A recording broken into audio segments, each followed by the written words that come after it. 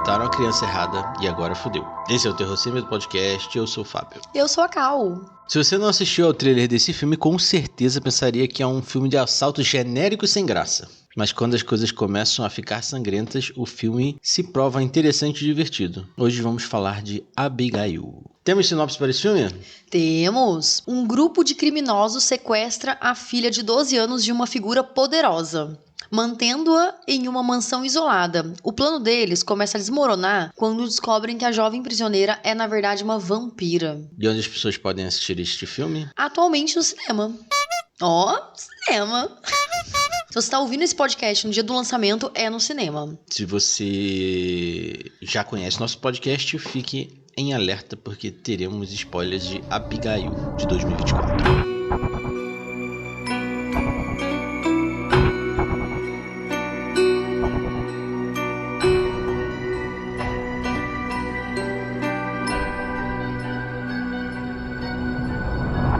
Primeira coisa que eu acho foda nesse filme é que essa menina é uma atriz excelente. Nossa, muito, né? Muito. E ela parece muito com a Jamie Lee Curtis. Quando a Jamie Lee Curtis era jovem, claro. Sim, caralho. Nossa, ela faria facilmente, sei lá, uma um reboot, que seria reboot ou remake? Do Halloween? Poderia ser um reboot, um remake também, tanto faz. Sim, de uma adolescente que cuida de crianças e tal. Tem que crescer um pouco mais, porque ela é bem criança. Tranquilamente. Ela tem aquela cara alongada, assim, parece que a cara é verdade. Parece muito. Mais pro futuro, quem sabe, né? Como essas crianças crescem rápido, né? Essa galera de cinema, de repente você vê a menina aqui, criança, daqui a pouco ela já tá uma jovem adolescente, daqui a pouco já tá adulta, né? É verdade. E, cara, assim, pra mim, eu fico pasma ainda com crianças que atuam muito bem, sabe? Porque não tem aquela coisa de ter referência emocional de todas as coisas, sabe? Porque adulto já tem uma certa referência e tudo, né? Porque antigamente a gente via que crianças atuavam não tão bem, então não colocava a criança num papel tão de protagonista, assim, né?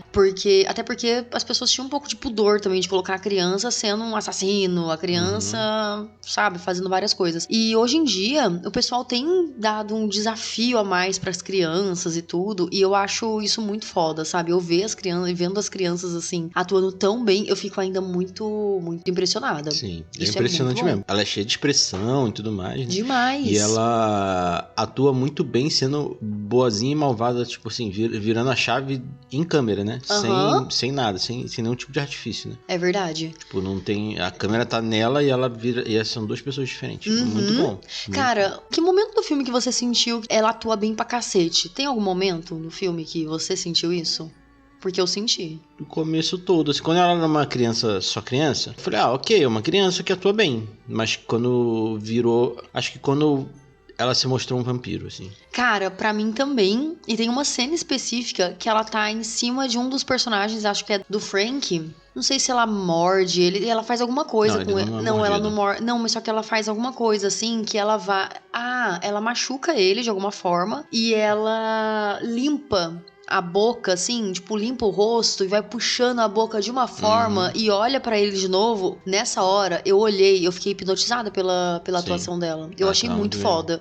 Porque assim, né, eu já tinha pensado, né, ela atua bem e tal, né, mas, cara, nessa hora eu já comecei a ver ela com outros olhos. Eu fiquei olhando, mano, que menina foda. Mas pra contextualizar quem tá ouvindo, de repente não assistiu o filme e tá aqui, como a sinopse fala, essa menina é sequestrada. O filme, ele começa realmente como um filme de assalto. Alguém vai cometer um assalto, vai sequestrar uma filha de um chefe do crime, e eles não sabem.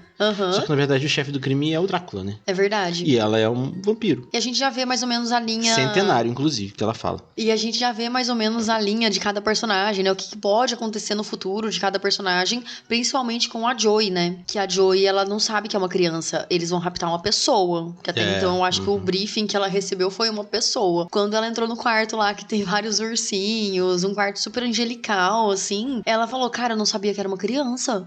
E ela ficou muito assim, então ela queria muito proteger essa criança, até mesmo durante o assalto, depois do assalto, durante, né, o assalto, assim. É porque é uma equipe, né, que vai roubar, que é composta pela Joey, que é a Melissa Barreira, o Frank, o Dan Stevens, o Peter, que é o Kevin Durant, o Rickles, que é o Willie Catlot, a Sammy, que é a Catherine Newton, que inclusive ela tá no Homem-Formiga, ela é a estatura no Homem-Formiga, o Dean, que é o Angus Cloud, que é um ator que ele morreu, né? Morreu no ano passado, inclusive. É verdade. Por conta de uma overdose de drogas, né? Tá relatado como uma overdose acidental. Ele acabou falecendo, né? Até fazer uma homenagem pra ele no final do filme. Ele, assim, ele é um personagem odiável. Eu não gostei dele. E por final, a gente tem o recepcionista dessa gangue aí, que é o Giancarlo Esposito, fazendo o Giancarlo Esposito sempre, né? É, verdade. Que é o Lambert. Pra mim, ele é sempre o Gus. É sempre o Gus, é verdade. Ele tem a persona do Gus, né? É. E engraçado que ele não é assim, né? Ele só... não sei se você já viu ele dando entrevista e tal. Ele é um cara super sereno, super tranquilo. O destaque desse filme é pro Dan Stevens, que é um cara que tá em vários filmes que a gente já viu esses últimos tempos, inclusive no Kong vs Godzilla. E a Melissa Barrera, que ela tava no Pânico, né? E nos 2 últimos Pânico. E ela foi demitida do 7º porque ela se posicionou a favor da Palestina, sobre a guerra da Palestina e Israel. E assim, né? Como a gente sabe, o posicionamento dos Estados Unidos quanto à guerra, né? Eles são a favor do massacre. Então ela se posicionou contra e foi demitida.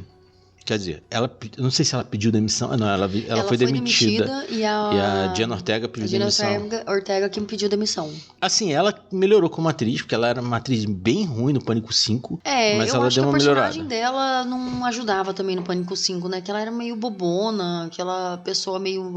assim, daí eu acho. Mas nesse filme ela tá bem boa. Sim, inclusive tem podcast nosso aqui do Pânico 5 e o 6.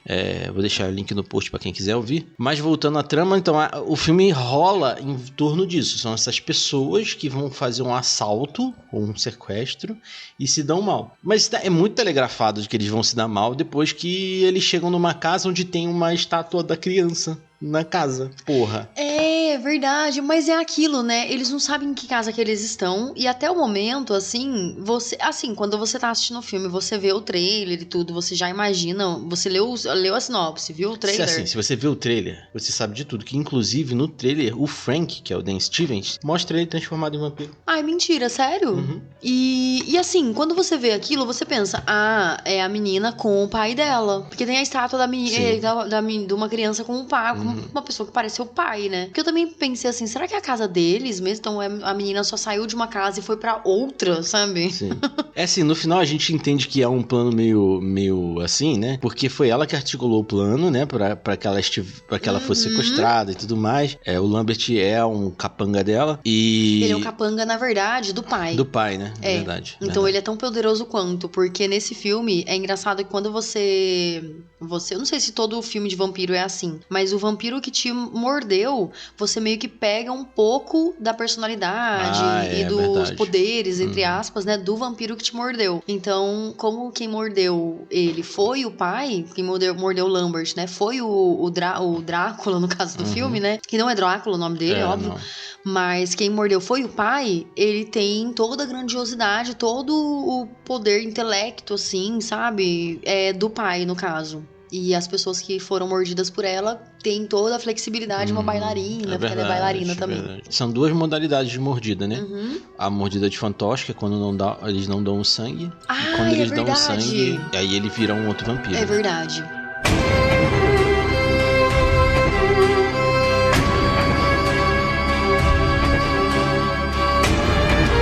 Nesse filme eles dão uma modificada, assim, como a maioria dos filmes de vampiro modificam a lenda, né? Nesse filme os vampiros explodem literalmente quando pegam um pentelinho de sol. Cara, mas é uma explosão, assim, que o filme até fica meio comédia, né? De repente tá assim... Explodiu, caralho. Vai tripa, vai cérebro, vai tudo pra tudo quanto é lado. E os diretores do filme, que são 2 diretores desse filme, o Matt Bettinelli e o Tyler Gillette... Eles constantemente ficaram pedindo desculpa pro pessoal pro elenco, né? Porque eles ficavam sujos de sangue em vários momentos, porque teve várias cenas de explosão e tinha que refazer a cena, que aí o ator tem que tomar banho, limpar toda a roupa, trocar de roupa. Caralho, que foda, né? Então eles constantemente pediram desculpa, mas o mais interessante disso é que é efeito prático, né? Assim, quando vai explodir, eles mudam o ângulo da câmera pra não precisar fazer o cara explodindo em CGI, eles só explodem alguma coisa ali, né? E a gente só vê a explosão. E os vampiros lá não tem problema com alho e nem com crucifixo. Não tem. E assim, isso é mostrado pra gente porque eles acham que vai rolar alguma coisa, né? Eles levam alho, levam crucifixo. A estaca de madeira funciona, né? Estaca de madeira. Inclusive, eles explodem também. Também, com estaca de madeira. Porque no final, um é explodido, né? Com estaca de madeira. O Lambert, né? O Lambert também. É verdade, o Lambert também. E o Frank no final também. Também, né? Ele é explodido com estaca. Mas são as únicas coisas que funcionam realmente, assim, em questão de vampiro. Agora, crucifixo, inclusive a Abigail, ela pegou o crucifixo mano, o crucifixo pequenininho, assim, ela esfaqueou. É óbvio que ele não morreu nesse momento, né? Não, porque era só né? Nem chegava praticamente no músculo dele, mas foi foda. A gente tá falando é o Kevin Durant, que é o Peter, né? Que é o idiotão da equipe, né? Que é o cara... seria se esse filme se passasse nos anos 90, ele seria o russo da equipe, quando naquela época que tiravam uma... Nossa! Né? Ficavam falando que o russo é burro, que não sei o que, né? Só que ele é do Canadá. É que eles usam o canadense, que é... Né? Vem do South Park, inclusive, nessa piada. E ele tem um estereótipo mesmo daquela pessoa que é fortona e tal, tudo, mas sofreu bullying na escola e só resolveu ficar fortão pra poder fuder com a vida dos outros, assim, sabe? Tipo... Uma das minhas críticas ao filme vem dessa exposição meio forçada dos personagens. Por exemplo, quando eles chegam no lugar lá, a Joey, ela tem um poder, entre aspas, de ler as pessoas de acordo com o jeito que ela se movimenta. Aí assim, aquilo ali é pra apresentar pra gente quem são as pessoas, porque eles usam nomes falsos, né? Então, a gente sabe os nomes originais deles, mas foda-se, ninguém chama eles pelos nomes originais e também isso pouco importa pra trama. Importa, assim, pra gente saber que a Joey tem um filho lá fora. É só isso. É verdade. É, porque eles usam os nomes originais, eles usam nomes falsos, por exemplo. Inclusive o Lambert, ele cria na hora, né? Você vai ser Joey. Ele fala que é o nome de uma banda, mas como eu não conheço... Na verdade, ele fala assim que vocês vão ser a banda dos ratos. Banda de ratos. Vai escolhendo, assim, aleatoriamente, mas eles têm esses nomes falsos, porque, assim, se alguém do grupo lá resolver desistir e denunciar, ele vai denunciar, tipo, nomes falsos. Então, não vai... Acaba sendo indigente, né? Sim. Sobre a trupe, o personagem do Angus Cloud, pra mim é o pior personagem, porque, assim, eu achei que ele atua muito mal, é muito genérico ele. O personagem é aquele... drogadito genérico, muito ruim, assim, muito desencaixado do filme. Ele seria um alívio cômico, ele morre logo no começo, que arrancam a cabeça dele, que a Abigail, no caso, arranca a cabeça dele, que até brinca com o corpo dele depois, mas ele é muito desinteressante, e eu fiquei feliz dele ter morrido primeiro, porque eu falei, porra... Eu acho que eles fizeram esse personagem meio assim pra ter uma primeira morte e a gente poder conseguir seguir o filme sem tanto pesar por ele, mas pesar pela... Nossa, quem fez isso? Porque arrancou a cabeça dele, né? Sim. Mas eu acho que esse personagem já foi criado meio que pra ser o primeiro morto, sabe? Porque se a gente gostasse de todo mundo, a gente ia ficar pensando na pessoa que morreu, e aí... Mas esse filme, ele não tem essa parada, pelo menos pra mim, assim, eu não criei muita empatia com ninguém, assim. Se todo mundo morresse, eu tava achando que todo mundo ia morrer no final, inclusive. Então, eu imaginei que a Joey, ela não fosse morrer, só que depois vendo a menina e tal, vacilando com outras pessoas, que são vacilões também, sabe? Vacilões, ó, parece... Você é muito vacilão. Eu achei que depois, no final, ela fosse morrer, sabe assim? Tipo, ele ia matar, ia trair a mulher e tal. Vai trair ela, que sempre cuidou da menina e tudo, né? Mas no final, a Abigail fala pra Joey assim, a gente se vê por aí. Ter sido assim, tipo, ó, tô te deixando vivo, mas a gente vai se ver.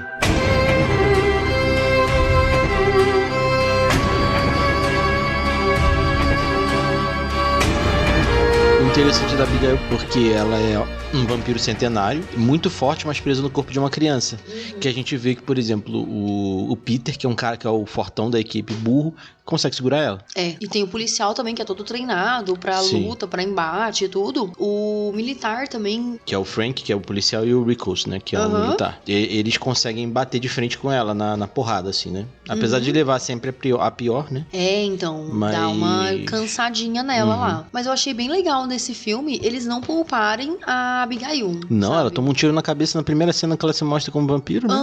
E eu achei bem inesperado isso. Eu também achei muito inesperado. E as cenas de luta mesmo, sabe? Eles batem nela, eles fazem de tudo, porque assim, eles não estão lidando com uma criança em si, né? Um corpo de criança, só que, cara, é uma criança que já morreu faz tempo, já foi mordida faz tempo, ela nunca mais vai mudar aquele corpo, né? É que deve ser, inclusive, triste pra ela, porque ela não vai ter uma força suficiente pra, tipo, sei lá, lá, né?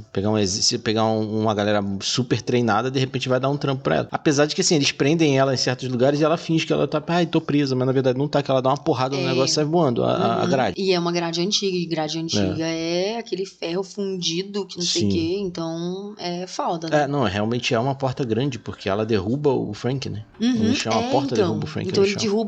ela derruba a porta e uma pessoa, né? O filme é bem sangrento, realmente, muito sangue. As matanças são meio vampiro, morde, né?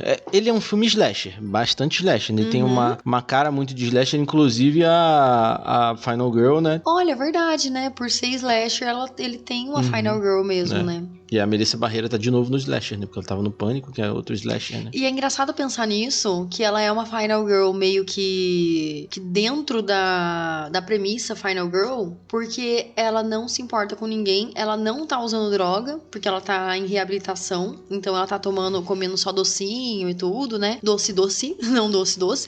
E aí ela não tem nenhum embate com ninguém, ela não tem muita maldade no coração dela, assim, e tal. Então é meio que ela completa a listinha de Final Girl, né? Dá pra dizer que sim. Ela tem um pré-envolvimento ali com o Rickles, né? Eles dois parece que ficam atraídos um pelo outro, mas o Rickles morre na sequência, né? Então, mas eu acho que é mais empatia por ela também ter sido militar, porque ele falou assim, é médica, aí ela falou da onde que ela era, e ele meio que fechou lá com ela pra eles serem uma dupla ali, porque eles não estavam confiando muito, porque nesse momento ela diz que o Frank, ele é o Valdez, né? Porque Valdez é o sobrenome do vampiro, né? Que eles descobrem no momento lá. É nesse momento que eles começam a ter esse embate com a menina, né? Porque até então era pra segurar ela 24 horas ali, pra pegar os 50 milhões, que a premissa do filme é essa, né? Vamos conseguir 50 milhões. Pega essa menina, o pai dela vai dar, porque dinheiro não é problema pra ele. Aí a menina diz, né? Lamento o que vai acontecer com você e tal. Isso é legal. Eu lamento o que vai acontecer. Isso é uma cena pra trailer. Rola tudo isso, né? Que daí ela fala que o nome do pai dela é Valdez. E aí a gente não entende muito bem o que é o Valdez, quem é o Valdez. Só que eles ficam falando meio que, eu achei que fosse uma lenda e tal, tudo. E na verdade ele existe mesmo, né? Existe vampiro mesmo. Não, e é legal que tem um momento, por exemplo, pra quem não tá entendendo o filme, o Peter faz esse papel. Aí ele fica perguntando, mas quem é o Valdez? Em um certo momento eles falam, ela é o Valdez. Porque ela é um Valdez, né? Ela é da família Valdez. E, inclusive, o Drácula, quando ele aparece, a gente até vai comentar um pouquinho mais pra frente, ele fala que ele tem muitos nomes, né? Esse é só um dos meus muitos nomes. E ela conta uma outra história, né? Ela engambela a Joey. Sim, ela é bem safa, né? Tipo, que daí ela chega pra ela e fala que... porque o Frank falou pra mim que ele é o Valdez, contou toda uma história contrária... E pronto, isso foi o estopim pra virar todo mundo contra um outro. E aí começou tudo. Cara, se o cara não tivesse entrado lá pra falar com ela, não teria filme. Ou, sei lá, teria filme porque ela iria matar todo mundo. Ela, na verdade, ela iria matar todo mundo mesmo, né? Porque o plano era dela, né? O plano não era do dela, pai dela. E ela gosta de matar com requinte de crueldade e tudo mais. E ela é uma dançarina, né? Ela é uma bailarina. As cenas onde ela faz o movimento de bailarina, ela que ela tá matando, foi uma ideia da própria Tate. Caralho, sério? E ela que fez a cena. A maioria até quando a gente tava conversando sobre, eu falei os estantes, estantes são as cenas que são feitas por dublês pra que o ator não se machuque. Então ela fez as próprias cenas onde um dublê entraria no lugar dela, no caso. Cara, eu acho isso sensacional. Eu acho isso muito bom. Tem essas coreografias de luta, coreografia de cair de altura e tal. Colocar o ator pra fazer aquilo é preocupante mesmo, porque, né, tem filme pra gravar, né? Então, precisa da pessoa ali. Não só isso, atores têm o seguro de vida caríssimo. Se eles se machucam, o filme tá fudido. É verdade.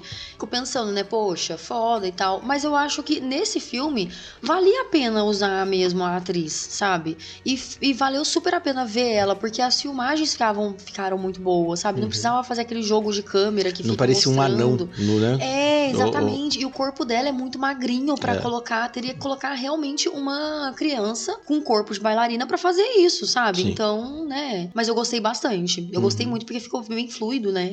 E é arriscado você usar uma criança do tamanho, porque ela é uma criança, inclusive ela é bem pequena, ela é bem menor do que as outras pessoas, né? Pra poder fazer cenas dessa de embate. Tanto que, assim, eu acho que um filme menos inventivo transformaria ela num monstrinho. É porque verdade. Aí, beleza, virou um monstrinho. Inclusive, eles têm uma transformação como vampiro, eles são vampiros realmente diferentes. Eles têm uma boca de tubarão, né, cara? E é bem escroto. E assim, dá pra ver que eles ficam até com a cara diferente, né? Quando estão transformados. A boca fica um pouco maior, fica diferente, né? Ela tem 14 anos, acredita? Mas ela passa por bem menos, né? Pra mim, assim, ela parecia ter uns 9, 10 anos, por aí. Que ela tem uma carinha pequenininha, assim, né? Carinha de criança ainda, né? E ela tem corpo de bailarina, né? Bailarina geralmente tem esse corpinho meio magrinho, assim.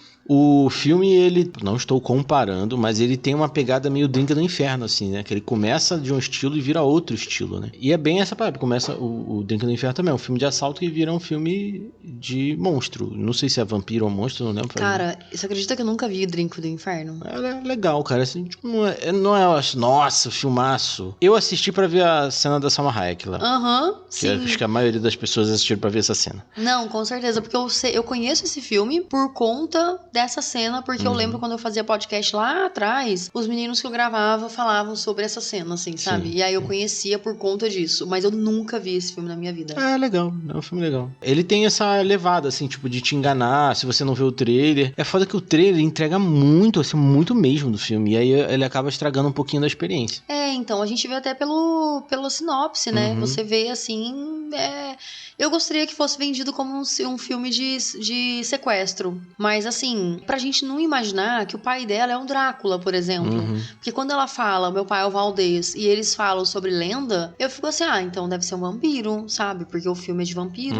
Já indo pro final do podcast e do final do filme, eu achei muito broxante o momento onde vai mostrar o pai. O pai não é importante para o filme, mas ele te vende caraca, o Drácula vai aparecer. E quando ele aparece, ele não mostra a cara. E aí, quando aparece o ator, vai filmando o cara de baixo pra cima, eu falei, mano, deve ser... Eu imaginei que seria o Keanu Reeves ali, até pela postura, parado e tudo mais. E não, é um ator pra mim que eu totalmente desconhecido.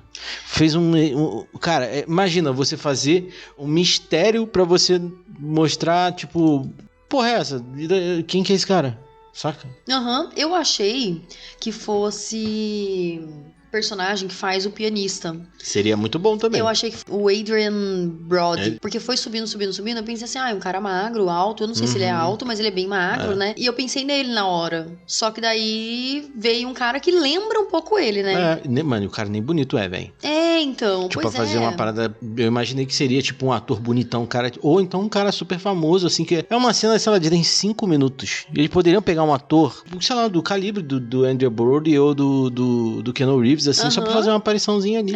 Então, pior, né? Ele fez filmes conhecidos aqui, né? Eu tava vendo aqui o Jogo da Imitação, mas, cara, quem é ele, assim, né, mano? Mas ele não é uma cara conhecida mesmo, né? A gente também tivesse aquela visão de que eles estavam ansiando pra ver, né? Quem é o Valdez, Seria muito legal se a gente fosse presentenciado com o Valdez, sabe? Assim, tipo, uma pessoa conhecida, e a gente ficava assim, mano, ou pegar um ator que fez um vampiro foda no cinema, sei lá, o Wesley Snipes. Qualquer ator que fez um vampiro foda no cinema, você fala, caralho, o cara voltou a ser vampiro, olha que legal, velho. Então, o Brad Pitt. O Brad Pitt. Eu não lembro mais quem fez vampiro. Nossa, um monte de gente, né? Muita gente fez vampiro, né? O cara do Crepúsculo lá. Imagina, poderia ser uma zoeira, né? Então, poderia ser uma zoeira. E ele com certeza faria, cara. Faria. Caralho, gente. Eu acho que eles perderam uma oportunidade, assim, legal, né? Mas esse filme, ele é um pseudo-remake de um filme de 1936. Caramba! Ele segue uma história mais ou menos parecida, mas que chama A Filha do Drácula. Mas é um pseudo-remake, né? Ele pega uma parte... É tipo uma inspiração. Esse filme, ele é legal, bem divertido. Eu gostei bastante de tudo dele. Mas esse finalzinho, ele criou realmente esse suspense... Caralho, então, é um suspense que a gente só conheceu o pai dela. Porque é o pai dela, não é uma pessoa que pra gente fazia tanto sentido assim. E falando em pai dela, né, a relação dos dois é péssima. Mas o nome dela, não sei se o nome dela já era um nome antigo, e se ela já era filha dele há muito tempo já, ou, sei lá, né, se tornou filha dele porque ele cuida dela há Pode ser também. Centenas de anos, né? Mas o nome dela é Abigail, que significa alegria de meu pai. E assim, eles têm uma relação péssima, né? Que ela fala o tempo todo que o pai dela não se importa com ela, que eles fizeram um péssimo negócio, porque o pai dela não vai procurar por ela e ele não vai dar 50 milhões por ela, porque ela não vale 50 milhões. E eu fico assim, nossa, a alegria de meu pai, isso é? Mesmo. Muita alegria, né? Meu nome é hebraico, né? Aí você pensa, nossa, será que é daquela época? Pode ser, né? Pode ser.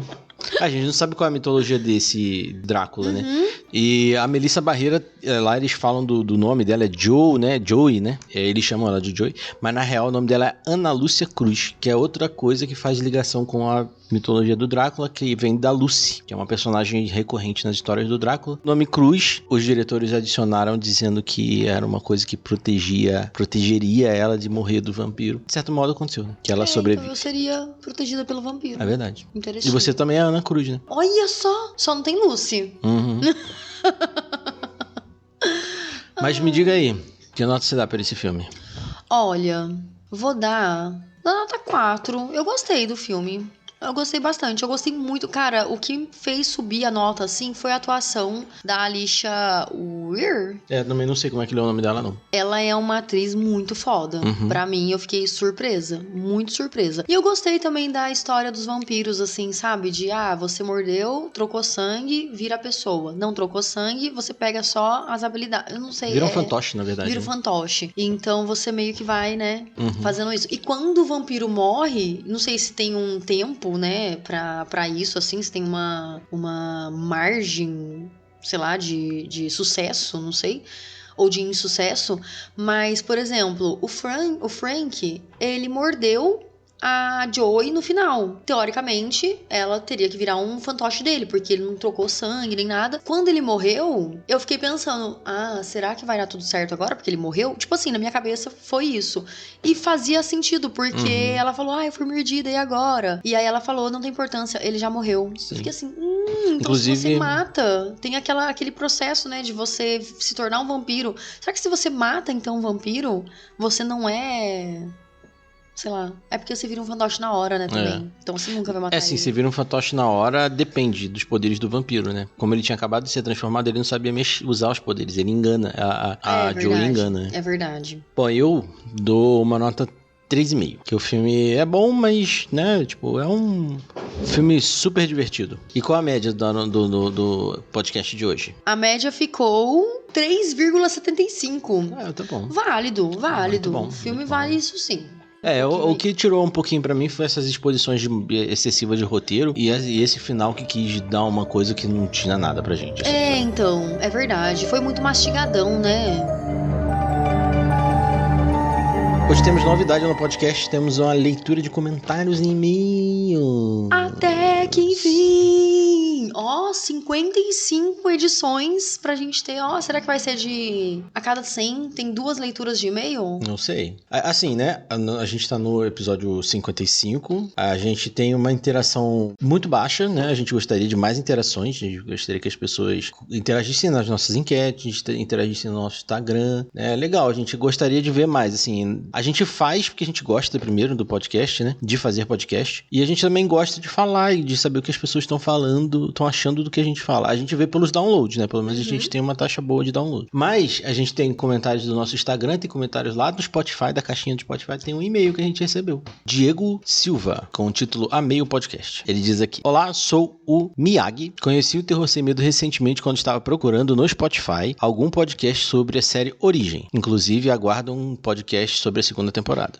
A gente vai fazer. A gente tava só esperando entrar na Globo, como entrou e tá dublado, bonitinho lá, a gente vai assistir e vai gravar. Aí ele continua: achei vocês, adorei a dinâmica dos dois, tanto que estou maratonando o podcast. Vou aproveitar o e-mail para fazer uma indicação. Olha aí, indicações, hein, cara. Ele já fez 2 coisas que a gente gosta muito numa tacada só. Não sei se curtem animações. Se gostam, tem uma série argentina de terror com uma pegada meio antológica chamada A Frequência Kirlin. É sobre um programa de rádio local onde cada episódio o radialista conta um caos que ocorreu numa cidade onde a história se passa. Tem uma vibe bem podcast. Os episódios podem ser encontrados no YouTube. Um forte abraço. Olha! Legal. Interesting, hein? Já vamos colocar no nosso cronograma. Sim.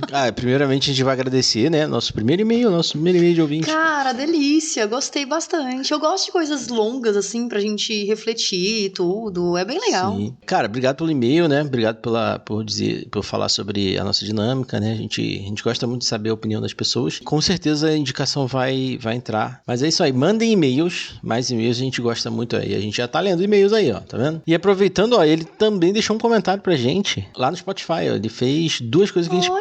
3 coisas que a gente gosta muito, hein? Caralho, muito Esse foda. é o nosso ouvinte querido, ó, muito Gostei. querido. Não que os outros não sejam, mas é porque eu não conheço os outros, então não posso dizer quem são. Ele deixou um comentário no nosso podcast número 50, lá o Sociedade da Neve. Ele comenta assim: esse filme é incrível, porém, perdão pelo trocadilho, difícil de digerir. Ah, caralho! Assim como carne humana deve ser muito difícil mesmo, né? Obrigado, Miyagi. Puta que pariu. Gostei. E a gente teve também comentário do Instagram. Inclusive 2 são dos nossos amigos do Sofaverso. Sim, que estarão em breve aqui no nosso podcast. A gente já esteve lá, tem link do podcast que a gente participou, falando de toda a franquia do Invocaverso lá no nosso Instagram. E eu vou deixar o link no post aí também. Muito bom, muito bom. E aqui, né, eles comentaram no episódio 12... Filmes de terror de 2023. Episódio muito show. Filmes anotados aqui. Olha só que legal. Muito bom. A gente tem esse costume de todo início de ano.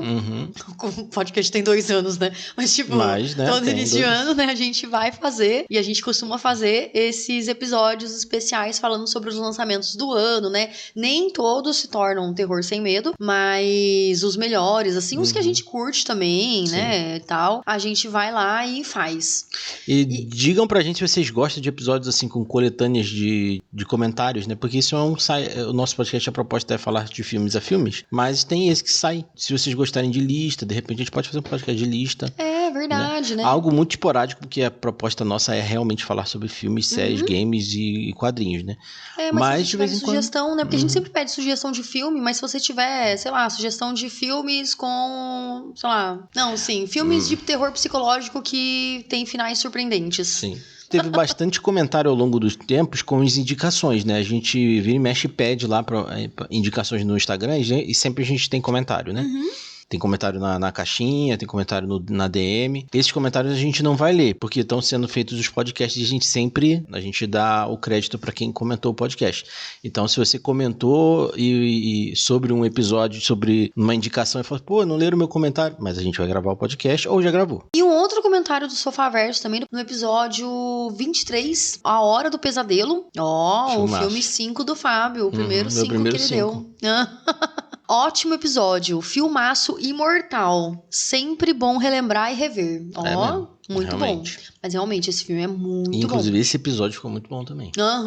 E aqui a gente tem um comentário do Image Comics Brasil, que eles comentaram no episódio 21, Infiel, que inclusive é um quadrinho e tal. Nosso primeiro episódio sobre quadrinho. Primeiro episódio sobre quadrinho de terror, que eles comentaram aqui. Ops! Vou ouvir agora. Parabéns pelo trabalho. Um coração e palminha. É, legal, cara. Obrigada pelo comentário, viu, gente? Sim. Tanto o pessoal do Sofaverso, tanto outras pessoas também que dão indicação e tudo, né? O pessoal do Image Comics também, né? Sim, tem o nosso amigo André, né? Que tá sempre comentando André, com a gente pessoalmente.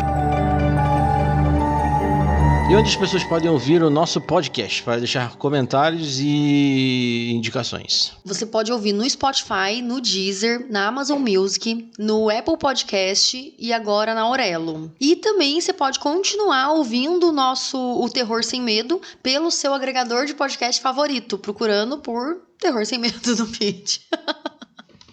Se vocês quiserem que a gente participe de algum podcast que vocês gostam, indica a gente, indica a nossa arroba, né? A gente participa de qualquer podcast sobre filme de terror. Exatamente. A gente já participou de alguns, né? Já tem sim. aí Sempre quando a gente participa, a gente deixa lá, destaques do Instagram, tem lá, feats. Aí se você quiser ver nossa participação lá, ouvir nossa participação em outro podcast, é só ir lá. E você pode... Eu perguntei. E onde as pessoas podem nos encontrar para deixar aquele comentáriozinho? Olha aí, você viu que a gente lê mesmo, hein? Então é só encontrar a gente no Instagram, pelo arroba Terror Sem Medo 13, tudo junto e 13 numeral, ou mandar um e-mail, assim como o Diego, Sim. pra terrorsemmedo13@gmail.com. Sim, Muito bom. Até o próximo Terror Sem Medo. Muito obrigado. Até semana que vem. E tchau.